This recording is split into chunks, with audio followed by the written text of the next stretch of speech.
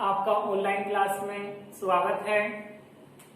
जैसे कि हम पिछली वीडियो में व्यंजनों के बारे में हमने पढ़ा है, तो अब जो है वर्णमाला की अंतिम वीडियो है, जिसमें जो है अब जो वर्णमाला का बच चुका है वो दिया गया है इसमें मैटर। जैसे कि स्वरों की मात्राएं हैं कि आता है कि कितने स्वरों की मात्राएं होती हैं, तो हमारे जो है स्वरों की अगर पूछने लगे कि स्वरों की संख्या कितनी होती है, तो स्वरों की जो संख्या होती है वो होती है 11। ठीक, लेकिन जो मात्राएं होती हैं वे होती है 10 की, जो इस प्रकार है। ए की कोई भी मात्रा नहीं होती, ए की मात्रा नहीं होती। हमारे आ की मात्रा होती है, ई की मात्रा होती है, बड़ी ई की, छोटे ऊ की, बड़े ऊ की, री की, ए की, आई की, ओ की और औ की। तो इस प्रकार अगर हम गिनेंगे 2, 2, 4, 2, 6, 2, 8, 2, 10 स्वरों की मात्राएं होती हैं। प्रश्न पूछा जा सकता है कितने स्वरों की मात्राएं होती हैं, तो हमारे जो है कितने स्वरों की मात्राएं होती हैं 10 की। आगे है संपृक्त ध्वनियां। संपृक्त ध्वनियां किसको कहा जाता है? संपृक्त ध्वनियां वे होती हैं जिस, देखो इसमें लिखा हुआ है, एक ध्वनि जब दो व्यंजनों को मिलाकर बोली जाती है।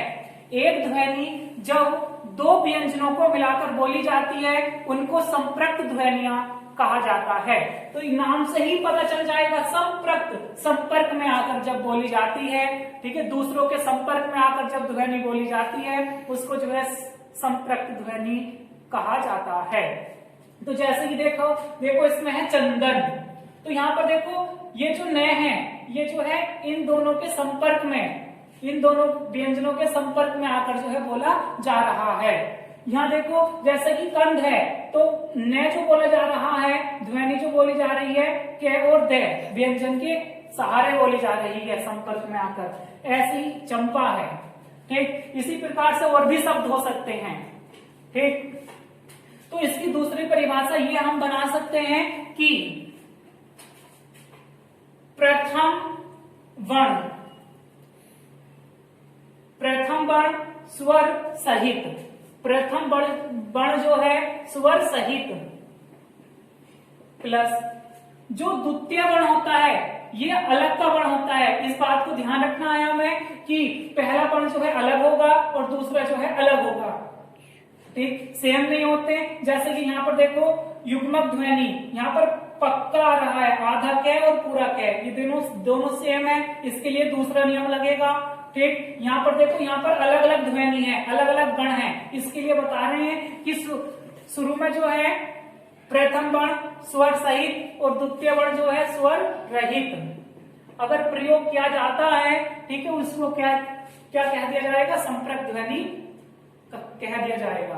ठीक, तो हम बोल सकते हैं कि एक ध्वनि जब दो व्यंजनों को मिलाकर बोली जाती है उसको जो है संपृक्त ध्वनि कहा जाता है। इसकी सबसे आसान ट्रिक क्या है कि अगर हमें जो है कोई भी आधा शब्द बीच में दिखाई दे जाए, एकदम से संपर्क ध्वनि लगा दें, ठीक है, संपृक्त ध्वनि लगा दें। अगर एक ही वर्ण बीच में सेम नहीं आने चाहिए, दो वर्ण सेम नहीं हो, एक ही वर्ण हो आधा, ठीक, तो अगर आधा दिखाई दे जाता है तो उसको क्या लगा देना है? हमें संपृक्त ध्वनि लगा देना है। ठीक, आगे हमारी युग्मक या द्वित ध्वनि आ जाता है और बहुत मोस्ट प्रश्न है, ये कई बार आया हुआ है कि युग्मक की वो पूछता है कि द्वित ध्वनि कौन सी है निम्नलिखित में से। ठीक, ये युग्मक ध्वनि कौन सी है? तो सबसे पहले तो यही प्रश्न तैयार कर लो कि युग्मक ध्वनि को जो है द्वित ध्वनि भी कहा जाता है।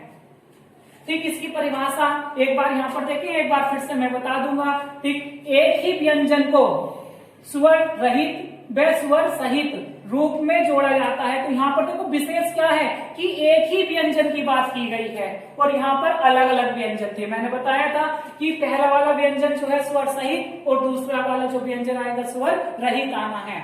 लेकिन हमारे युग्मक ध्वनि या द्वित ध्वनि में क्या कहा गया है परिभाषा में? एक ही व्यंजन को पहले स्वर रहित फिर स्वर सहित रूप में जोड़ा जाता है तो उसको जो है क्या कहा जाता है, युग्मक या द्विध्वनि कहा जाता है। हम बोल सकते हैं कि एक ही वर्ण की बात हुई है, इस बात को ध्यान रखना है बिल्कुल। देखो एक ही वर्ण, यहाँ पर देखेंगे एग्जाम्पल में कि आधा च है और फिर जो है पूरा च है। एक बार जो च है हमारा ये इस प्रकार से है, हम इसको बोल सकते हैं जिसके नीचे हलंत होता है वो स्वर रहित होता है, मतलब कि स्वर के बिना होता है। ठीक, तो ये हमारा स्वर रहित है, स्वर रहित। और जिसमें हलंत नहीं होता, ठीक है, वो हमारा स्वर सहित होता है, तो ये क्या है, स्वर सहित है। ठीक, तो हमारी परिभाषा देखो कि एक ही वर्ण, दोनों वर्ण देखो एक ही हैं, कि एक ही वर्ण जो है पहले जो है स्वर रहित आता है, स्वर के बिना आता है, फिर जो है स्वर के साथ आता है, उसको जो है क्या कहा जाता है, युग्मक ध्वनि या द्वित्व ध्वनि कहा जाता है। तो हम देख सकते हैं जैसे कि देखो कच्चा है, पहले आधा च जो है हमारा स्वर रहित आया है और फिर जो है च हमारा क्या है, स्वर सहित आया है। तो हम बोल सकते हैं कि ये किसका उदाहरण है, द्वित्व ध्वनि का उदाहरण है।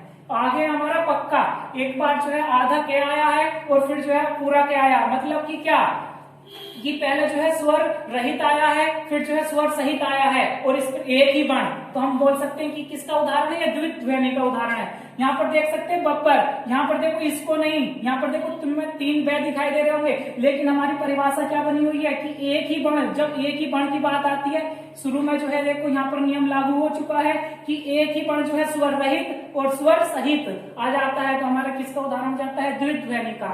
एक और एग्जाम्पल ले लेते हैं, दिल्ली आता है, कई बार आया है दिल्ली, ठीक है, यहाँ पर आधा लय है हमारा और यहाँ पर पूरा लय, यहाँ पर स्वर रहित है और यहाँ पर स्वर सहित है। जब एक ही वर्ण स्वर रहित और स्वर सहित आता है तो उसको जो है किसका उदाहरण होता है, वो द्वित्व ध्वनि का या युग्मक ध्वनि का उदाहरण होता है। आगे ये भी प्रश्न तुम्हें दिखाई देता होगा कि बलाघात या स्वराघात, वो पूछ लेता कि कौन से वर्ण में, ठीक है, बलाघात है, बहुत मोस्ट प्रश्न है बलाघात और स्वराघात का। तो नाम सही देखो बलाघात और यहाँ पर है स्वराघात। इसी का सबसे पहली बात यह आ जाती है कि बलाघात का जो है दूसरा जो नाम है, ठीक, बलाघात को जो है स्वराघात भी कहा जाता है। अब देखो इसका दूसरा बलाघात का दूसरा नाम स्वराघात है, तो हम बोल सकते हैं कि यहाँ पर स्वर का प्रयोग, हमें जो देखना स्वर का यूज देखना है। और अगर वो पूछने लगे कि बलाघात किस में होता है, तो स्वरों में होता है, ठीक, व्यंजनों में नहीं पाया जाता, ये किस में पाया जाता है, स्वरों में, ठीक। तो हम देखेंगे इसकी परिभाषा क्या है, ठीक, एक बार यहाँ पर देखें, फिर जो है मैं सिंपल शब्दों में बताता हूँ। बोलते समय शब्द के उच्चारण की स्पष्टता या अर्थ की स्पष्टता हेतु जो बल डाला जाता है, हम जब जो है कोई शब्द पढ़ते हैं उसका सही उच्चारण निकालने के लिए हम जो एक शब्द पर जो है ज्यादा बल और एक दूसरे शब्द पर जो है कम बल डाल देते हैं। ये बल क्यों डाला जाता है कि शब्द का जो है उच्चारण जो है सही हो जाए, इसलिए जो हम जो है किसी पर जो है कम, किसी पर जो है ज्यादा बल डाल दिया जाता है वर्ण पर, ठीक। इसी को जो है क्या कहा जाता है, बलाघात कहा जाता है।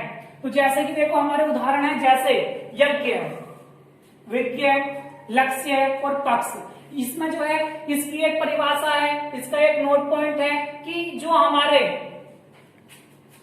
हमारे संयुक्त व्यंजन होते हैं, जो हमारे संयुक्त व्यंजन होते हैं उससे पहले वाला जो स्वर होता है उसमें बलाघात होता है। देखो यहाँ पर संयुक्त अक्षर दिखाई दे रहा है ग, इससे जो पहला हमने क्या कहा है, नाम ही देख लो इसका, सबसे पहले तो बलाघात और इसी का दूसरा नाम है स्वराघात। बलाघात जो होगा वो स्वर में होगा, व्यंजन में नहीं। तो इसमें क्या कहा गया है, देखो परिभाषा है कि संयुक्त अक्षर से पहले वाला जो स्वर होता है, स्वर जो होता है, तो संयुक्त अक्षर से पहला वाला जो स्वर है वो क्या है, यह में क्या छुपा हुआ है, ए छुपा हुआ है, ए। तो हमारा जो अगर वो पूछने लगे आ जाए कि यज्ञ, इसमें जो है इसमें जो है हमारा जो है बलाघात किसमें है, कौन से स्वर में है या कौन से बड़ में है, तो हम बोल सकते हैं य के ए में छुपा हुआ है बलाघात। क्यों, क्योंकि इसको बोलकर देखो यज्ञ, तो हमारा जो यह जो है वो ज्यादा खींचा हुआ है। यहाँ पर देख लो विज्ञ, वी, तो देखो यहाँ पर ग गाली से हमारा जो पहला है वो स्वर कौन सा आया हुआ है, ई आई हुई है, ई, तो इसमें बलाघात किसमें होगा, ई में होगा, ठीक। आगे हमारा लक्ष्य, तो ये हमारा जो श है, इससे पहले जो है हमारा स्वर आया वो कौन सा आया है, ले में क्या छुपाया हुआ है, ए, तो बला घात किसमें होगा, ए में होगा। यहाँ पर देखो पक्ष आ गया, पक्ष, तो हम पे को हम बोल के ही पता चल सकता है कि जोन सा शब्द ज्यादा खिंच जाए, जोन सा स्वर जो है ज्यादा खिंच जाता है, ज्यादा समय में बोला जाता है, उसमें ही क्या होता है, बला घात होता है। तो यहाँ पर देख सकते हैं, हम बोल के देख सकते हैं पक्ष, पक, पक्ष, तो पे जो है ज्यादा खिंच रहा है, पे का ए, तो हमारा जो है इसमें जो बला घात होगा वो कौन से बड़ में होगा, ए में होगा। और ये ए किसका है, ये पे का ए है, ठीक है, स्वर है। आगे देखो नीचे है कि बला घात जो है यहाँ पर जो है, यहाँ पर हो रहा था, जैसे कि आप देखो अगला है हमारा शब्द चल, चल में जो बला घात है वो किस में है, जब जो है हमारे शब्द होता है और जिस ऐसे पढ़ा जाते हैं कि वो लिखे हुए तो पूरे होते हैं। च में हमारा ए भी है, इसकी अगर हम जो है बड़ विच्छेद करने लगे चल का, तो इस प्रकार से होगा च। लेकिन इसका सही उच्चारण जब हम करेंगे, बड़ विच्छेद तो सभी को पता चल चुका है कि ये है कि ले में भी ए छुपाया है, लेकिन चल को हम बोलते समय इसका सही जो उच्चारण करते हैं तो हम ले का ए नहीं बोलते, चल। तो हम जो है यहाँ पर जो है इसमें ले का जो है ए छोड़ देते हैं सही उच्चारण करने के लिए। तो हम जिस वर्ण में ए छोड़ दिया जाता है सही उच्चारण करने के लिए, उससे जो पहला वाला होता है उसमें क्या होता है, बला घात होता है, ठीक। तो जैसे कि देखो हमारा चल है, तो हमारा जो चल, तो च जो है लंबा खींच रहा है, वो ज्यादा समय में बोला जा रहा है सारे शब्द की अपेक्षा, तो हमारा जो है बला घात जो होगा किसमें हो जाएगा, च के ए में हो जाएगा। यहाँ पे है कर, तो हमारा कै के ए में हो जाएगा कर। देखो रे का ए नहीं बोला जा रहा है, ठीक है, तो हमारे कै के ए में हो जाएगा, पर में जो है पे में हो जाएगा, पे के ए में हो जाएगा। आगे है देखो यहाँ पर हिलना, अब इसमें आ जाता है कि यहाँ पर कहां पर होगा बला घात, तो हिलना जो है, हिलने में हम जो है बला घात देखा जाएगा कि कौन से स्वर में जो है बला घात है। तो देखो हम इसका उच्चारण करेंगे, और मैंने बताया है कि ऐसा हमें ऐसा अक्षर देखना होता है जिसमें जो है जिसका जो है ए नहीं बोला जा रहा। तो देखो यहाँ पर देखेंगे कि किसका ए नहीं बोला जा रहा उच्चारण करते समय, हमें हिलना, ही में तो आ गया, ही में मात्रा आ चुकी है, स्वर आ चुका है, लना, लना, लना, हिलना, हिलना, तो ले का ए नहीं बोला जा रहा, ले में स्वर नहीं आ रहा है, ठीक है। जब ले में स्वर नहीं आ रहा है तो हमारा जो बला घात होगा जिसमें स्वर नहीं आता है, अभी बताया गया था, ठीक, जैसे कि कर में, चल में, पर में बताया था हमने। तो जब ले का स्वर नहीं बोला जा रहा है, ए नहीं बोला जा रहा है, तो इससे जो पहले वाला जो स्वर होता है उसमें क्या होता है, हमारा बला घात होता है। तो अगर वो पूछने लगे कि हिलने में किसमें होगा, ई में बला घात होगा। अगर देखो यहाँ पर पूछने लगे मिलना, तो देखो मिलना, तो इसमें भी ले में भी ए नहीं आ रहा है, तो हमारे इसमें भी कौन सी में जाएगा, ई में हो जाएगा बला घात, ठीक। तो कुछ जो है ऐसे शब्द होते हैं जिसमें जो हम आगे के लिए है कि कुछ जो है ऐसे शब्द होते हैं जिसमें हमें नहीं पता चलता है कि पूर्ण शब्द कौन सा है, ठीक है, पूर्ण अक्षर कौन सा है। जैसे कि मैं लिख दूं भाई ट्रक लिख दूं, मैं धर्म लिख दूं, मैं ग्राम लिख दूं, ठीक है, इस प्रकार से शब्द लिखे मैंने, मैं जो हूं कृपया लिख दूं, ठीक है। तो जो इस प्रकार के जो है मैंने शब्द लिखे हैं, ठीक है। अब इसमें देखना है कि अब तुम्हें बताना है कि इसमें जो है ये किस किस शब्दों से मिलकर बना है, ठीक है। या इसका वर्ण विच्छेद करेंगे हम, कि वर्ण विच्छेद करेंगे तो सभी को पता चल जाएगा कि इसमें रे पूरा है या टे पूरा है। ये सभी के सामने जो समस्या रहती है, और जब आता है कि हमें जो है शब्दकोश के अनुसार शब्द लगाने होते हैं, तब ये जो है हमारे सामने जो है कठिन समस्या बन जाती है। तो हमें ज्ञान होना चाहिए इसका भी। तो मैं बता रहा हूं कि इसमें टे पूरा है या रे पूरा है, इसमें मैं पूरा है या रे पूरा है, इसमें गे पूरा है या रे पूरा है, इसमें कै पूरा है या यो री है, री। इस बात को ध्यान रखना भैया कि ये जो है रे नहीं है, ठीक है। ये जो मात्रा होती है किसकी होती है, री की होती है। और यहां पर देख सकते हो तुम, ठीक है, जैसे कि हमारा जो है ये जो है मात्र बोल दिया जाता है, हम एकदम से क्या बोल देते हैं, मात्र बोल देते हैं, लेकिन इसका सही उच्चारण क्या है, हम देखो ये हम अभी हमने पढ़ा है कि स्वरों का मात्राओं का ज्ञान क्या है, ये किसकी मात्रा है, री की, तो हम इसका जो सही उच्चारण होगा वो क्या होगा, मात्री होगा। ठीक है, सही जो उच्चारण है इसका क्या है, मात्री। अगर जो है मात्र सही है, अगर तुम जो है वर्ण विच्छेद करने लगे तो वो सही नहीं बैठेगा। ठीक है, तो हमें वर्णों का जो है ज्ञान होना चाहिए, मात्राओं का ज्ञान होना चाहिए।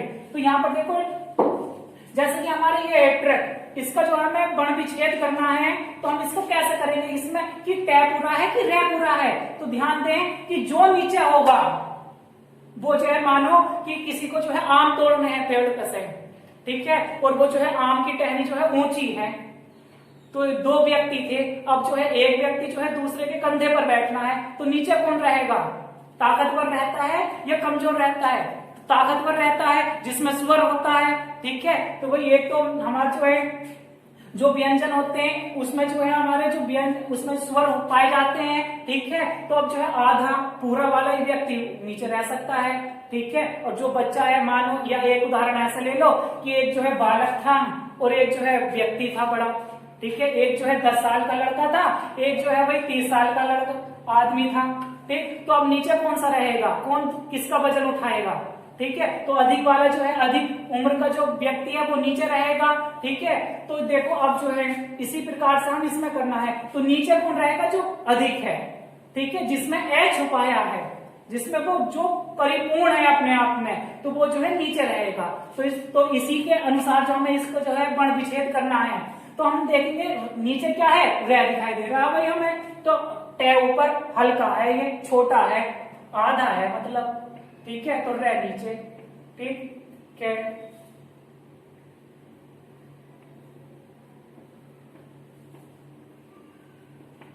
इसका जो वर्ण विच्छेद जाएगा इस प्रकार से। दूसरे उस शब्दों में मैं शॉर्ट में लिख सकता हूं कि किस प्रकार से है, कि टे,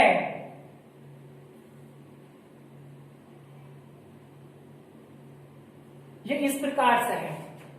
ठीक, कि हमारा जो टे जो है आधा है, रे जो है इसमें पूरा है, ठीक, और कै जो है इसमें पूरा है। ठीक, बस इसमें ही जो है मैं कंफ्यूज था थोड़ा। ठीक है, दिक्कत आ रही थी। तो हमारा जो ऊपर होता है वो आधा होता है, जो नीचे होता है वो क्या होता है, पूरा होता है। ठीक, कि इसमें जो है हमारा टे आधा है और रे क्या है, पूरा है। दूसरा आता है हमारा एक शब्द है हमारा धर्म। ठीक, कि धर्म में जो है हमें ये देखना है कि इसमें कौन सा वेद है, पूरा है कि आधा है। ठीक, कि मैं पूरा है कि आधा है। ठीक, तो अभी बताया है कि हमारा जो ऊपर होगा भाई वो तो आधा होना ही है। ठीक, तो ऊपर देखो मैं के ऊपर कौन बैठा, ऊपर सिर पे इसके, ठीक है, रे बैठा है। ठीक, तो हमारा देखो ध, इसको हम इस प्रकार से लिख सकते हैं।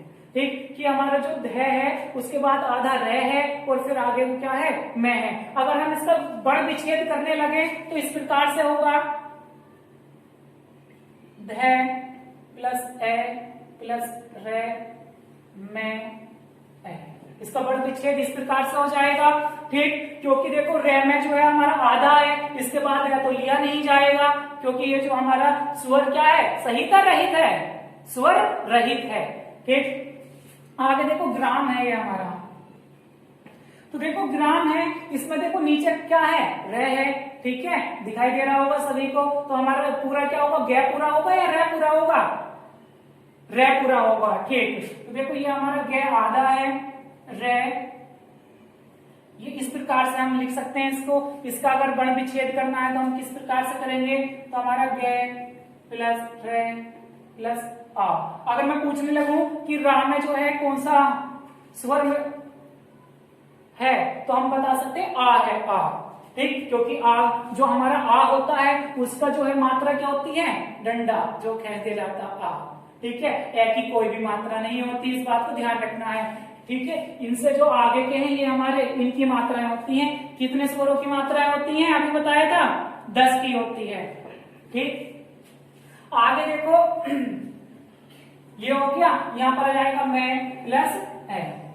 अब देखो एक और है हमारा, इसका और वर्ण विच्छेद कर लेते हैं। तो देखो भाई नीचे है, नीचे जो है री है और री क्या होगी, पूरी होगी। ठीक है, ऊपर क्या जो है क्या होगा, आधा होगा। तो हम कर सकते हैं क्या,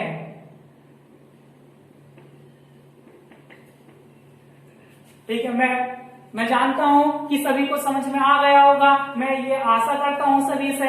ठीक, तो वीडियो को जो है लाइक और सब्सक्राइब करना और शेयर करना ना भूलें। ठीक, धन्यवाद।